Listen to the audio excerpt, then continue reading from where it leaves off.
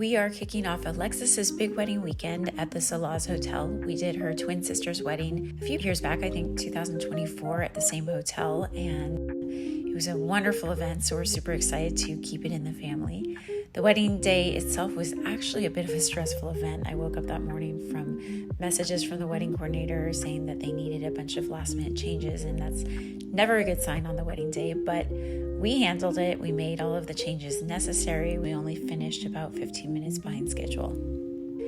So this day was actually the rehearsal dinner. I was working with Melissa, and both of the twins wanted to have their hair in big, voluminous, kind of like sexy Hollywood glam wave style ponytails. So we are just putting in her extensions. Usually when I'm using clip-in hair extensions with ponytail, I start with a small ponytail as the base, and then I tease around the ponytail and secure the extensions, and then I bring the rest of the hair up over the top of them so that all of the extensions are going in a circular pattern. So that's why you're seeing so much volume right there. Alexis has naturally kinky curly hair. It was really important that I used a straightening iron in small sections around her face just to smooth all of those baby hairs down. It also really helps to use a boar bristle brush to smooth all of those hairs in the front to get that really sleek, polished look.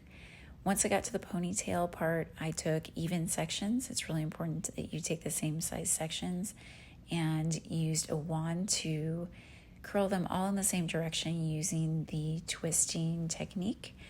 And then I used the Osis dusted powder in section by section, tease the infrastructure into the C of the curl, and then I used a long tooth teasing comb to integrate all of the different sections together.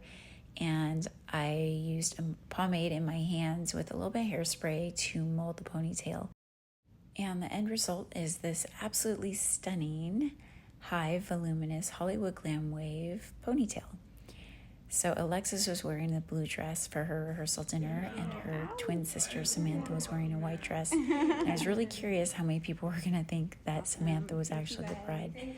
The style took me a little bit longer than I had anticipated, so they were in a rush to get out the door, so I didn't get a ton of pictures or videos. But I think you can see from this little video that the two of them looked absolutely stunning.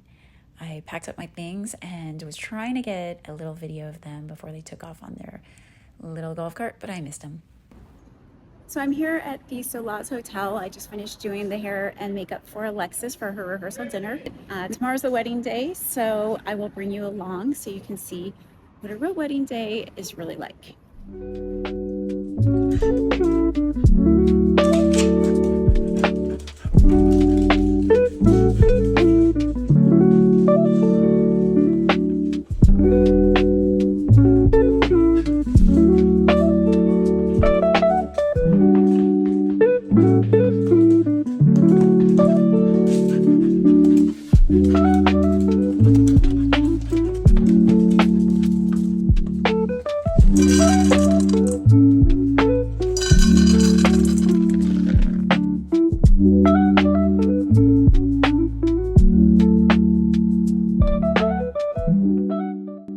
So sometimes we drive together as a team, but other times we meet at the security entrance.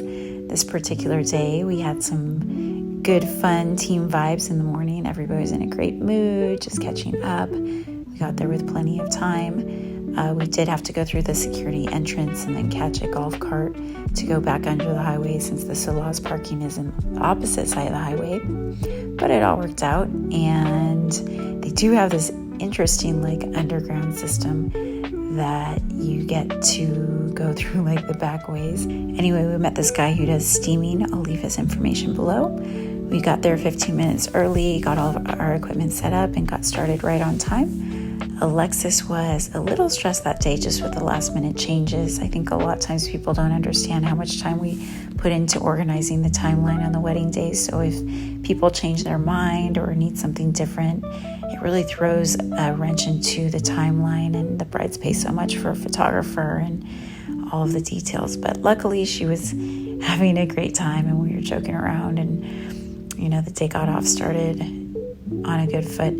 I did want to mention that for her trial, I did do a video on my YouTube channel, and we did these Hollywood glam waves, but we decided not to do them because she didn't like the way that they fell throughout the night.